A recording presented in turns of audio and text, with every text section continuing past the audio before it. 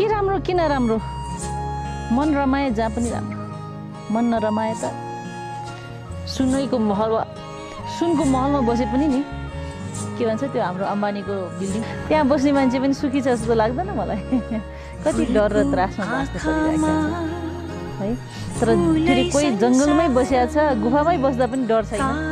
मन आनन्दित छ यो सबै कुरा मन हो भन्ने कुरा अब मैले सिकेँ मेरो गुरुहरूबाट फुलको आँखामा फुलै संसार काँडाको आँखामा काँडै संसार झुल्किन्छ है छाया वस्तु अनुसार काँडाको आँखामा काँडै संसार फुलको आँखामा